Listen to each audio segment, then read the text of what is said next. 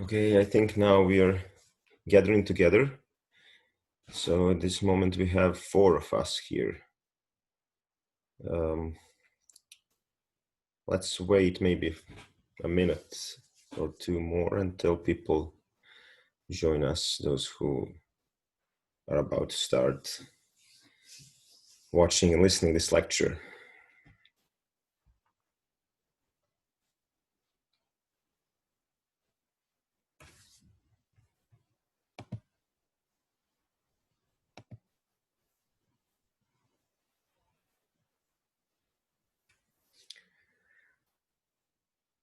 Okay.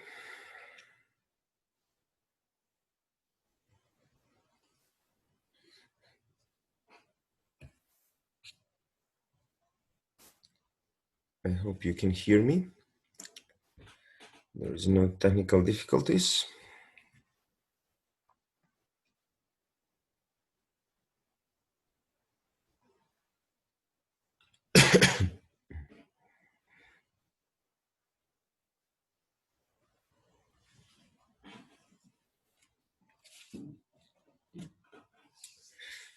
Okay.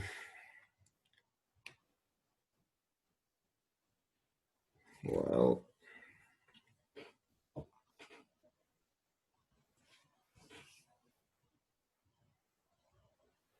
it's now 6 minutes past 8. Well, I think maybe we can start, or I don't know, maybe 1 more minute.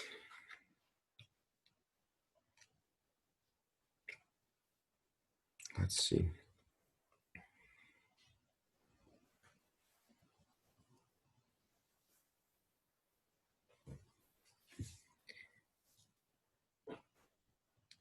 Well, if nobody else is about to join us at this point, I will start.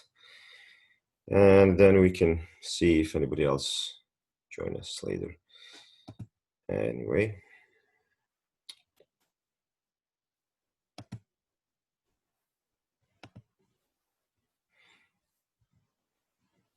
This is a good point. Let's see.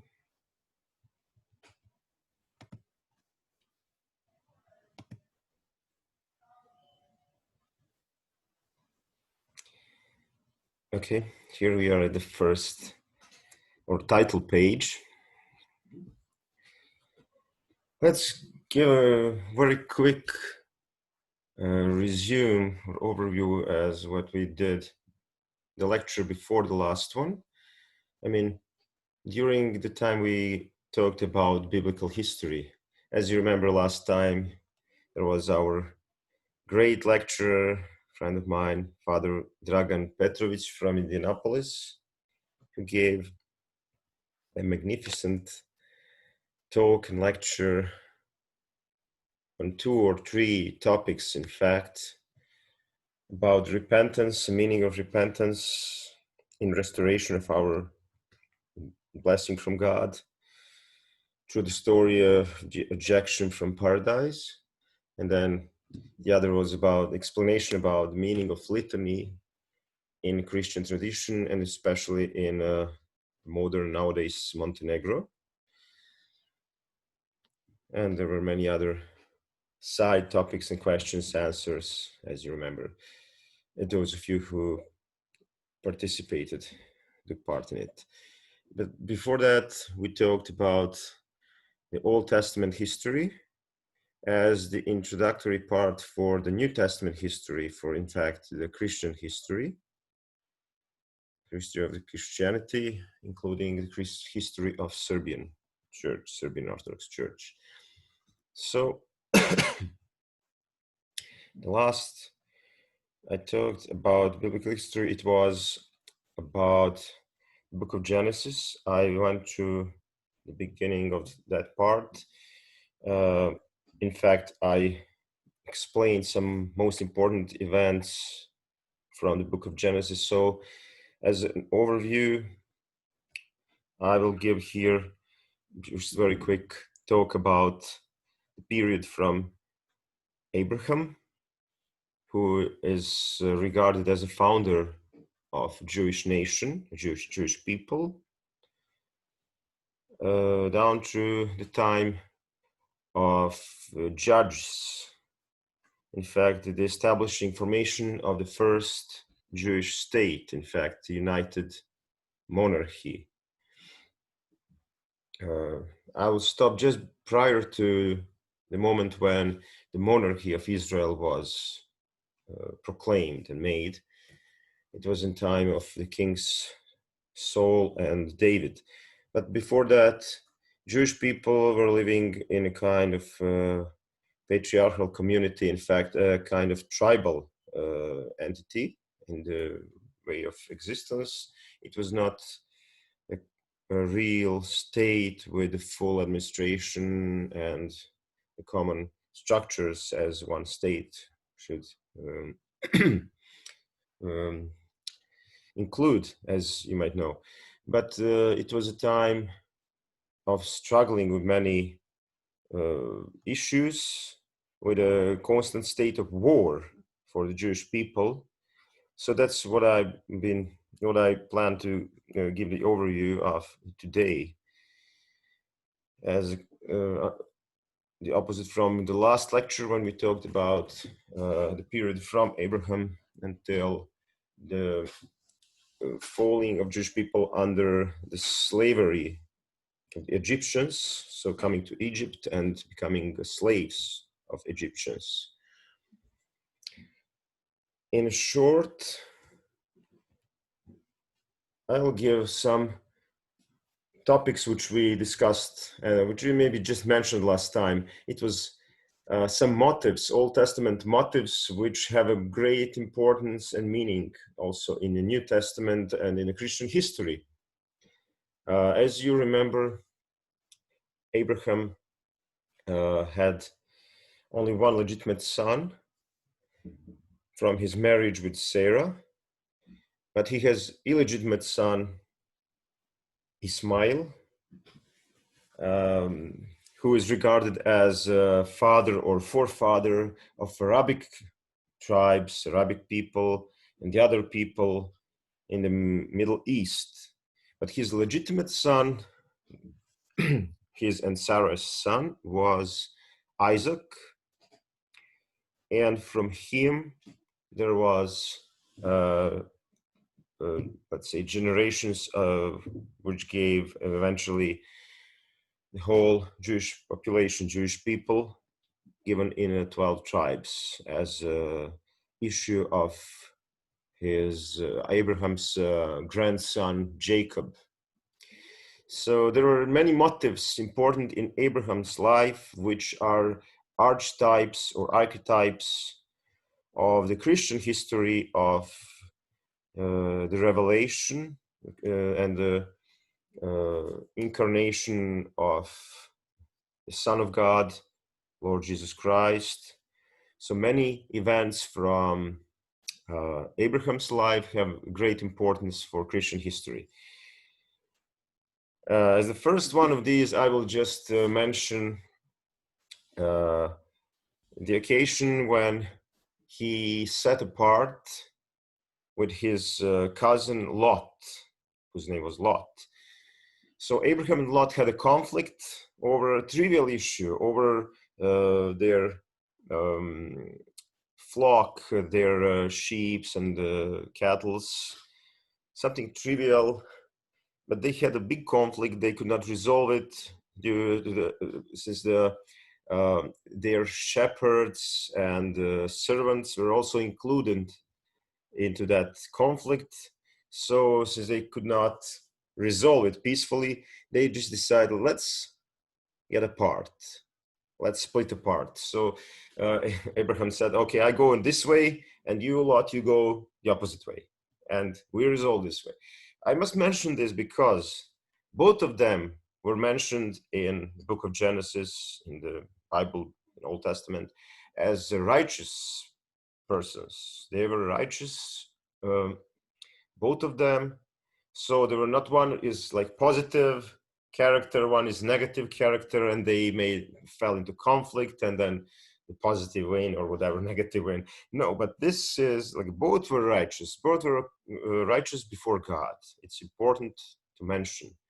But at the other side, sometimes we also meet such occasions in our lives. So it is an example that sometimes it's just that we are about to move apart from our, let's say, friends or people who were up to that point friends of us, but for some reason we have different points of view on some problem. We have different whatever personality, or from some point we had the growth, let's say even spiritual growth, but somehow some aspects of our life just cannot have enough similarity or touching points.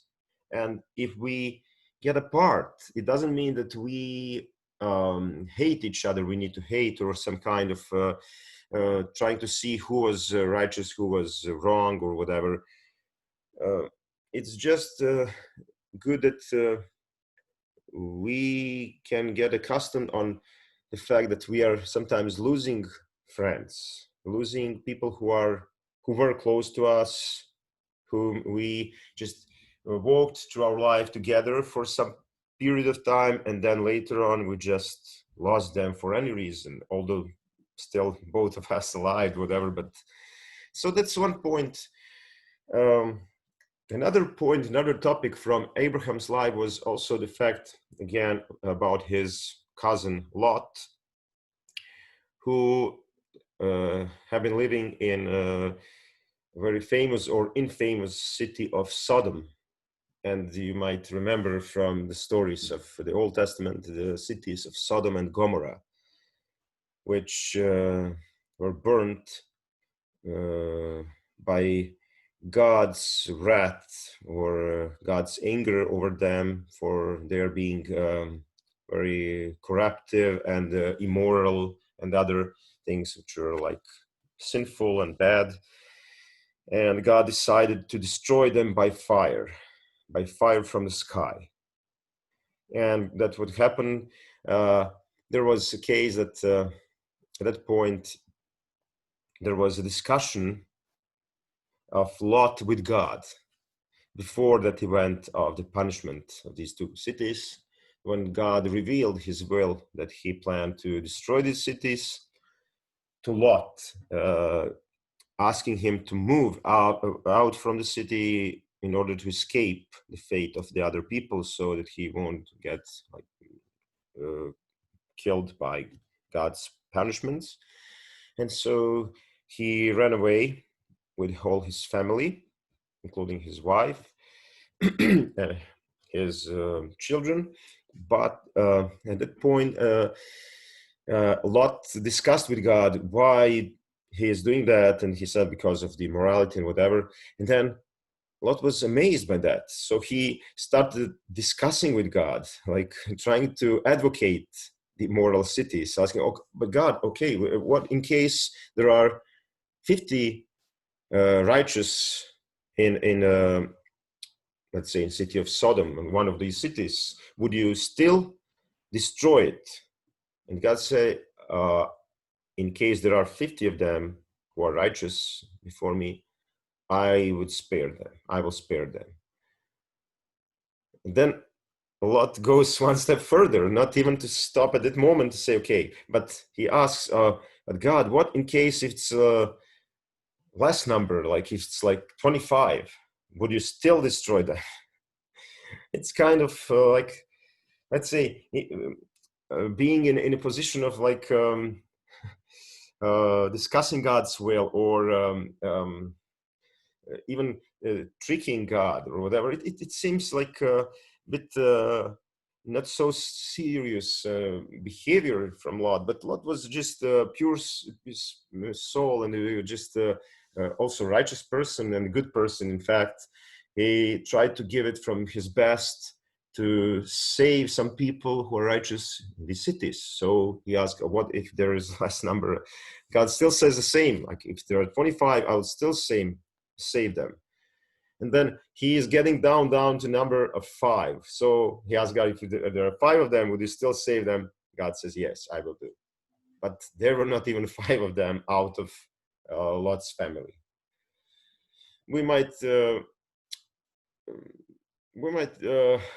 consider that 5 or any number of that in the time doesn't mean only number of independent persons like individuals, but rather number of families, as it was the case in ancient times. Like the census was also given through the number of heads of families. In fact, the husbands or whatever. So after that night of discussion, the next morning, Lot just went from the city, left it, and the city of Sodom, along with city of Gomorrah, was destroyed. Okay, the next very interesting personality was Abraham's grandson Jacob. As you remember, Abraham had his legitimate son Isaac, and Isaac had 2 sons. The older, Isaac, and the younger, Jacob. I apologize if I have sometimes not fully proper pronunciation of these ancient names, but I think you will understand me who I talk about. So anyway, the older son was described as, let's say, light-minded or easygoing, who didn't seriously understand the importance of God's blessing and staying in God's bless. So he lost his primacy and his right to get father's blessing. In fact, through the father, in fact, it was God's blessing to him. And Jacob, the younger son, got his father Isaac's bless. And that's the point that we as Christians were also asked to search for God, to search for his blessings, to struggle with not only obstacles, but to struggle with the God himself in order to get his blessing. And that's described in a very interesting 2 events in Jacob's life, described in the book of Genesis. One was Jacob's wrestling with God. And the story goes that one night, the whole night, all over the night, Jacob was struggling with a person. So it was said with a person rather than with a God. But later in Christian tradition, and even in Jewish tradition, in Jewish religion, it was considered that it was God himself through the personality of angel, appearance of angel, that Jacob struggled with. And there were very famous words given by Jacob during that event of wrestling, that since that person, in fact, angel or God, could not beat or overwhelm Jacob, win Jacob, he asked Jacob to leave him. Leave me, please leave me. Let me go. In fact, that way, apprising that Jacob wins in this victory or kind of wrestling. But Jacob says to him, I won't let you go until you bless me. So he was ready to do whatever needed in struggling to get God's bless. So he also tricked his brother on a kind of fake appearance to his father. It was like trick to make his father bless him, and that's what he was doing throughout all his life. And the other event from his life was that after he got the blessing from father, and since his older brother got to know what happened and wanted to kill him for that, he took his bless originally planned to be given to him. He was running after Jacob, and Jacob was just trying to run away to escape and save himself. And during that escape, on his way, he fell asleep, being very tired from a long trip. At that point, after falling asleep, he had a dream. It was a very famous, great dream of ladders from the earth up to the sky, to the heaven, in fact, whereby there were angel forces climbing up and getting down the ladders, which is in fact an archetype of what is later explained by Saint John the Ladder in 6th century, the early Christian writer and Holy Father, who through the ladders, who explained the stages of our spiritual struggle in achieving the divinity by God's blessing. As we know, we are called to become gods by blessing. So to climb up these ladders, spiritual ladders, and come to the level of Son of God. And that is something that was given, we can see here in the Old Testament, as a foreseeing or as a kind of archetype, prototype, or whatever, as you can say. I won't get it more detail about this. We can discuss if anybody wanted something about this or any questions. We can just talk later, or if you want right now, you can stop me and ask me at any point. And then there were 12 sons of Jacob, and as you know, there were also an important event where 11 of them were were jealous over the 12th one of them. So that one was Joseph, and his brothers wanted to kill him for their jealousy, but eventually they decided not to kill him, but to sell him into the slavery to the Egyptians. And that's how eventually the whole Jewish people came to be there to stay as slaves in Egypt. So what happened is that after selling their brother, those 10 of them get back to his father, to Jacob, explaining that Joseph was murdered by a wild animal, by a lion. But later there were troubles, there were famine all over the Middle East, so that the whole family of Jacob, his sons, and their wives, they went to ask the Egyptians for some food to trade there. And at that point, Joseph climbed up in the hierarchy of the Egypt, so he became a vice governor. In fact, the second person in the Egyptian empire, the second after Pharaoh. And that was the case here, that later brothers reconcile. So Joseph invited them to stay in Egypt. So he forgave them what they did over him 10 or more years before that. Then he also invited his father to come, and Jacob came there and passed away, staying there in Egypt with all his sons, including Joseph. And after that, the whole issue of these 12 sons of Jacob, which, as you might imagine, just propagated and multiplied more and more through the generations. So there were thousands and thousands of people, maybe even tens of thousands.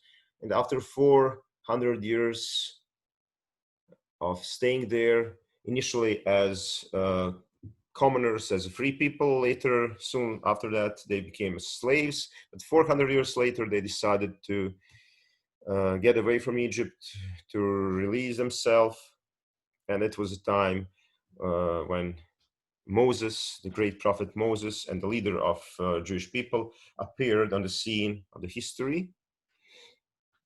here I gave a brief overview of the family of Abraham, so getting through Isaac and Jacob until they're Jacob's sons. As you can see, he had two legitimate wives and two, let's say, how we can call this, servants, so who produced also sons to him. In fact, there was those girls or ladies were servants to his legitimate wives. It is a bit strange in nowadays, but it was something common at that time. And all in total, Jacob had those 12 sons, not from one and same wife, as you can see here.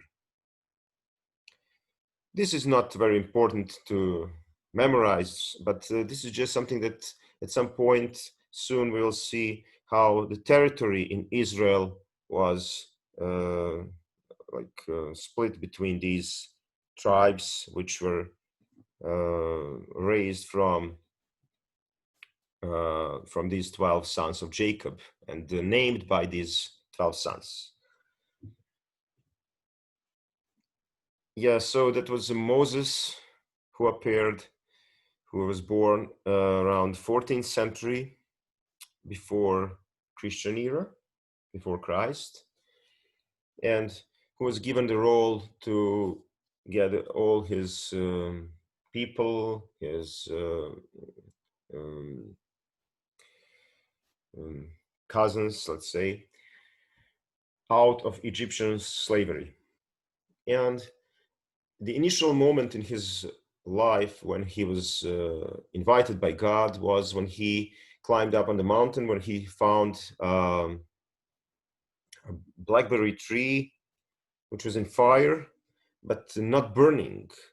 So there was a fire in the tree, but the tree was staying safe, like not damaged by fire. And at that moment he heard a voice from God who invited him to take off his shoes, since the ground where he stays is holy ground. And that's the moment when he had an initiation into the service of God. And he was remembered as the only person in the Old Testament, in the whole human history, who had communication with God, face to face with God. Then there was an Exodus, the event of releasing Jewish people from Egyptian slavery. Then they're passing through the desert and crossing the Red Sea.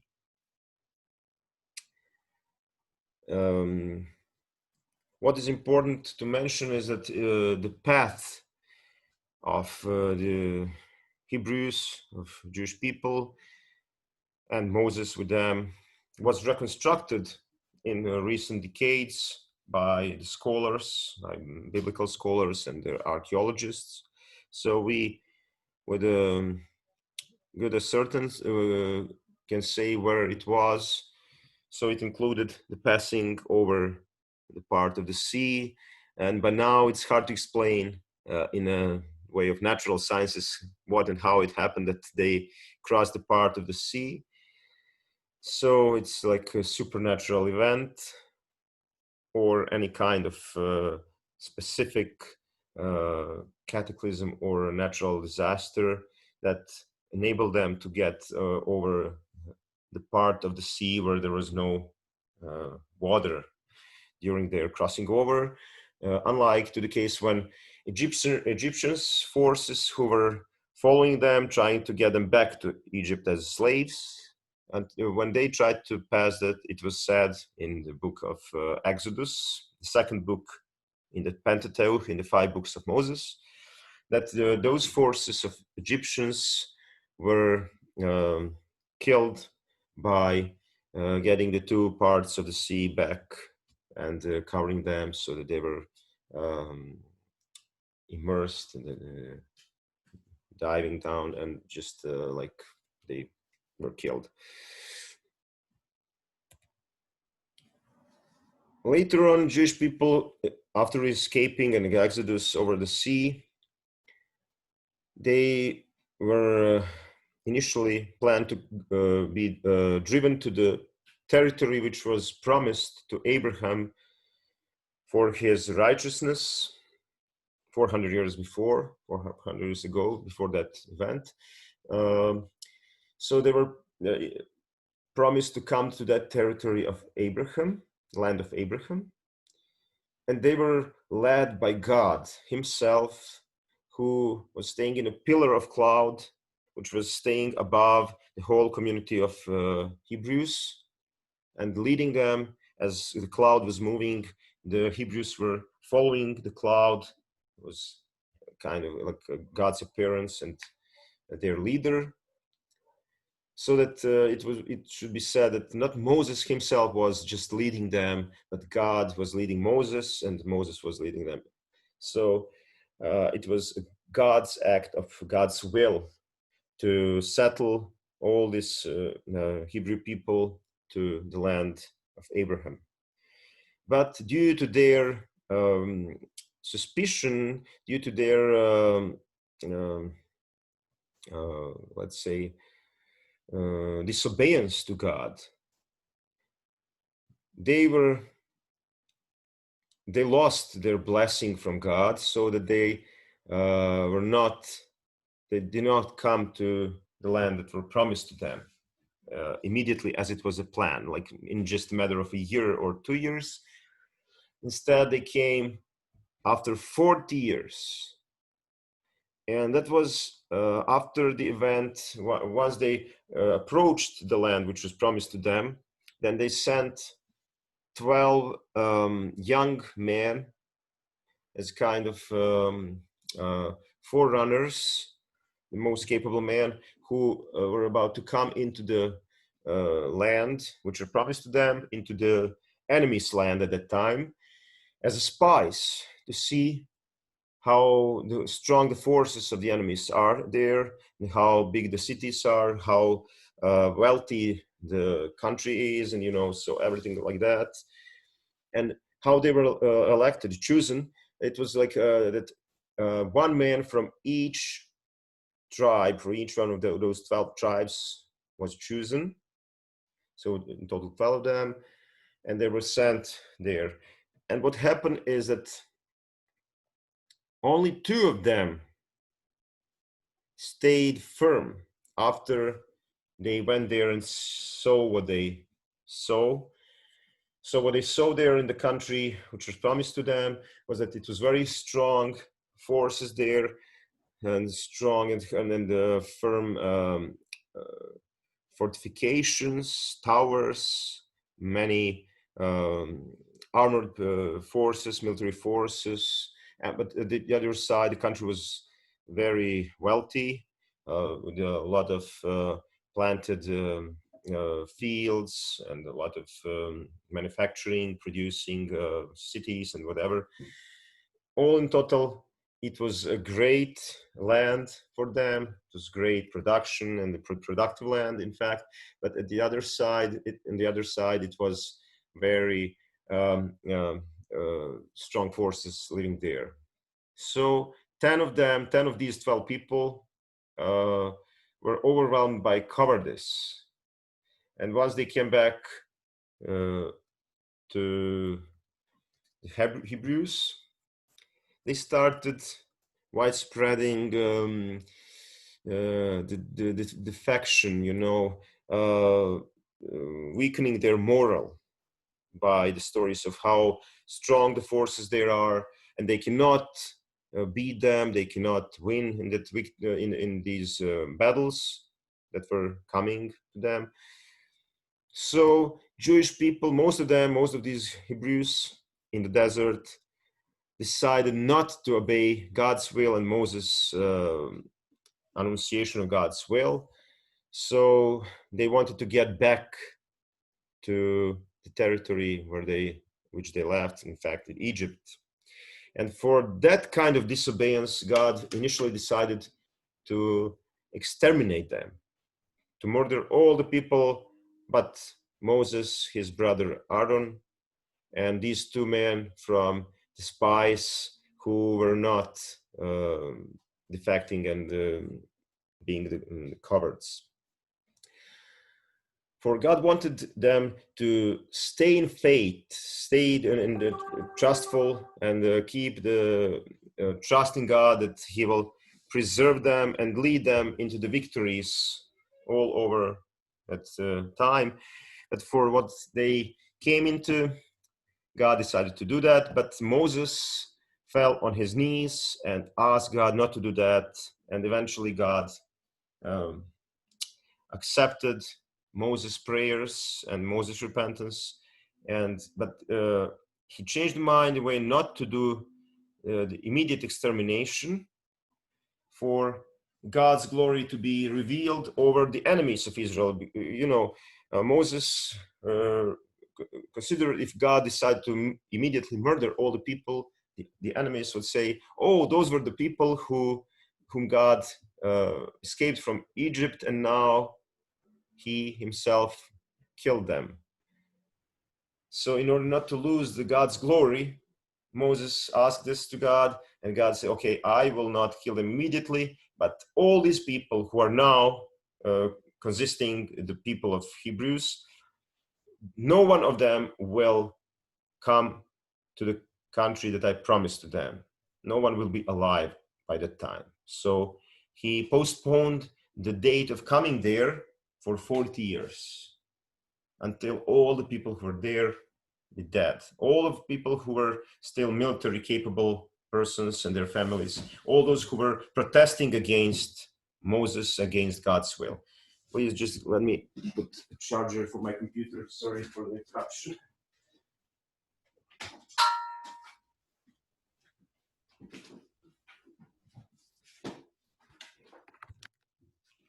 Okay, here we go. And during all this time, Jewish people had their kind of temple of God, which was also given as a commandment by God to build them, to build a temple to God, which is again kind of archetype, a model for the church in the New Testament in Christianity. And here I gave just a small representation how it looked like at the time. And there were some parts which are also resembling the parts in the Christian church, the part where the people, faithful people are staying, and the part where only the priest is coming into and doing the services. We can discuss it in more details once we talk about Christian history and the meaning of parts of church, or in some other specific lecture about that. Not now to go into more details, but we can discuss if you want later. And all the time, God's cloud or cloud, pillar of cloud where God was staying in, was above this tabernacle, the central part of the temple. In fact, that was a portable temple so that Jewish people could always bring them up and move them from one place to the other place, keeping the most important sanctuary over sanctuaries, which was in the center of the central part where priests only coming in. But at the time when they are stopping somewhere, they would assemble the whole structure and use it for the priest services. And cloud would be staying above this sanctuary part. And once they came into the country that was promised to them, it was like 14th or 13th century before Christ, they still had a lot of battles, a lot of struggles until they conquer all the people in Hanan, which are also still living there, settling these territories. At that time, they also decided how to share the territory, which tribe will go on which territory all along the modern territory of modern Israel. So modern Israel, state of Israel, was established and formed on the foundations, on the basement of the ancient Israel. And what is Israel? Israel was a name or kind of nickname, second name of Jacob, which has a meaning of being obedient to God, a servant of God. So the whole people is a people of God, in fact. So that's why they're considered as servants of God. During these battles, after they came to the territory, after they split the territories between the tribes, one of most important, most famous battles was battle for Jericho, or siege of Jericho. That was very famous city of Hanan people, Hanan tribes, or let's say barbarians, as Jews consider them.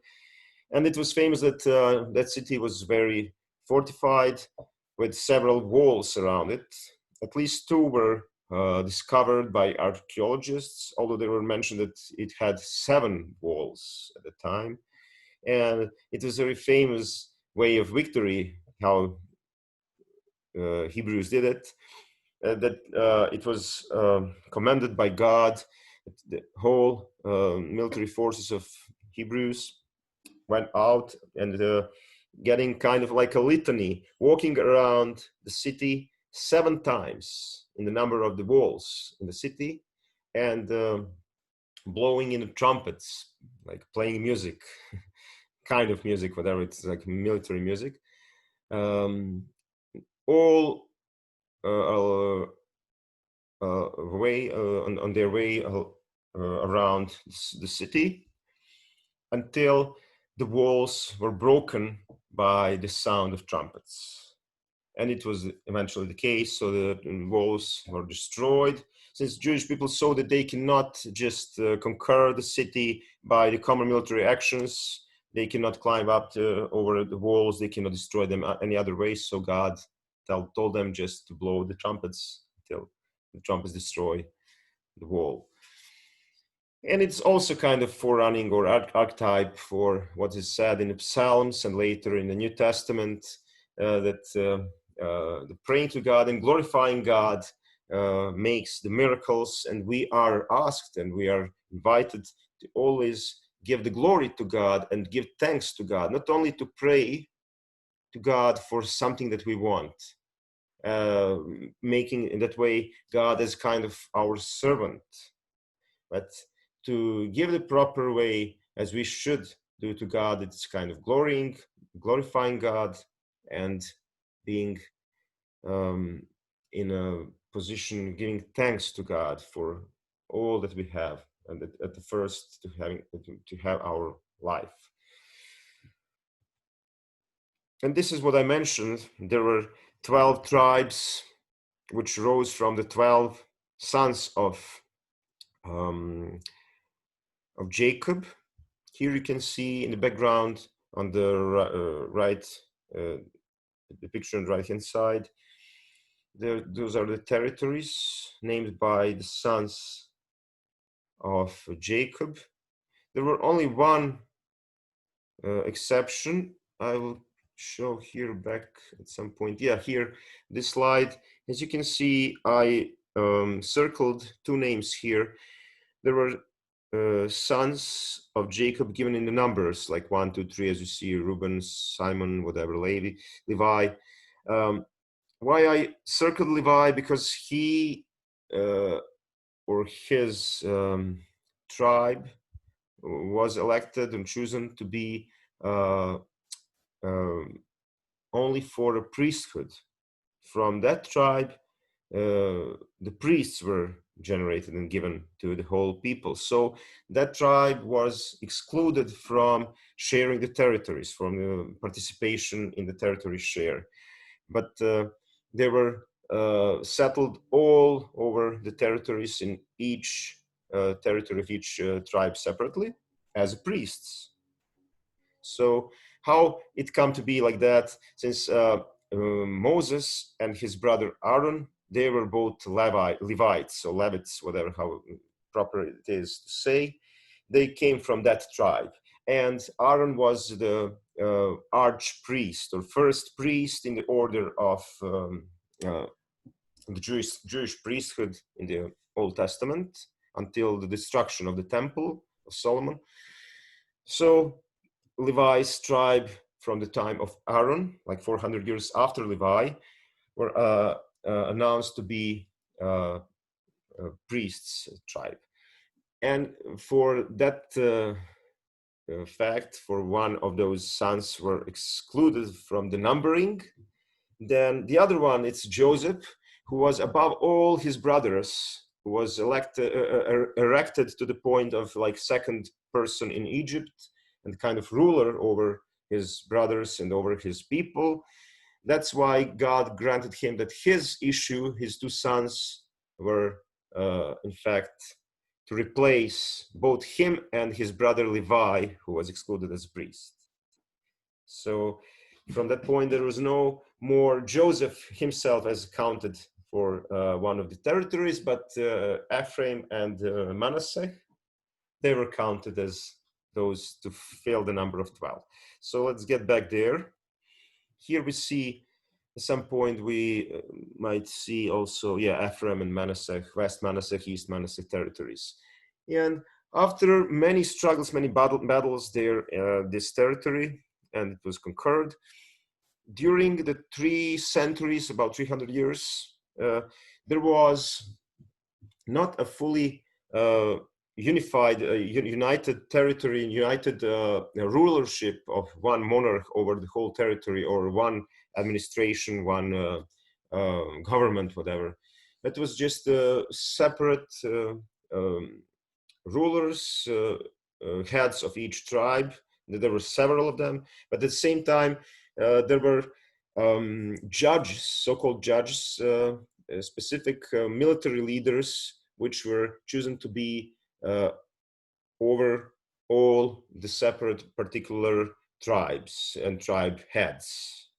So the tribe heads were kind of like assembly, but at the same time they had one who was at the same time he was a prophet and military leader and a judge, which means that the 3 levels of government were included in that one person. So like legal and religious through the prophet, being a prophet, and at the same time military government were unified in one person. And there were at least 13 of them, depending how we consider some of them. For some scholars consider also Joshua, which was the first successor after Moses. He is also considered as a judge, but there is independent book of Joshua, making him kind of apart from the other judges. Anyway, those judges were as I say, unifying all the governmental roles. And at this point, I would say this is something that Serbian history saw at the same time during the Ottoman rulership over the Serbian territories from 16th until 19th century in Montenegro, which I talked about like many lectures ago, maybe 2 or 3 months ago, when I talked about Saint Peter of Cetinje, who was one of those hierarchs who at the same time was a military leader and a ruler, or let's say principal, over the territory of Montenegro, while it was still not recognized as an independent state, but it was under the Ottoman rulership, although the Ottomans could not reach that territory. They were expulsed from there, and de facto it was independent territory inside the Ottoman Empire, ruled by metropolitans. In fact, the church hierarchs, bishops, metropolitans, who at the same time were leaders of the military forces and judges. At the same time it was like legal government, legal rulership, and religious head. Yeah, so I think at this point I would stop. We maybe passed a lot of time for this, talking about this. I would like you, if you want to discuss about anything from these topics. I just wanted to give the overview of Jewish history, which is important for understanding some points in Christian history and our Christian lives. Because many of these events are given in our services in church during some Vesper or Matin services, sometimes also in Divine Liturgy when we have a reading of the chapters from the Old Testament as archetypes of the events from the New Testament. So, thank you, and let me get back.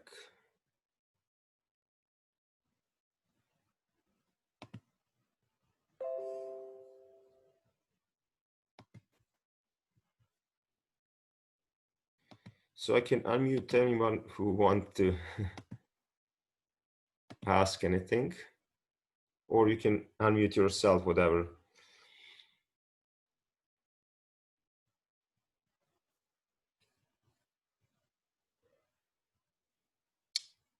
Okay. Well, if there is no question, I can announce for the next lecture there will be another guest, this time from the Greek Church of Saint Elijah, the prophet Elijah from Santa Cruz. Some of you might know him. It's our Serbian guy, Father Milutin Janic, who serves in a Greek Orthodox Church in Santa Cruz. So next lecture will be on Friday next week, so 8 days from now, not on Thursday, and most probably same time around 8 p.m. But you'll be informed soon, later after this. Well, if there is no comment or no question,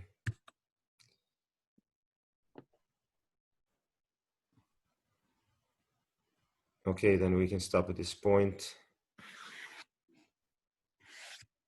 Thank you for your presentation, especially for the photos that you or whatever pictures that you showed, and about it was so much more clear than reading the Old Testament. Thank you.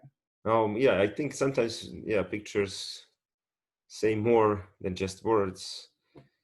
And yeah, it is good for understanding, because there are many events described in Old Testament, and at the same time Old Testament is also, and it serves in Jewish tradition also as a book of legal matters, at the same time book of like religious matters, but also a historical book and something important for understanding Christian history. Anyway, thank you and have a good night. Good night and thanks again. Thank you.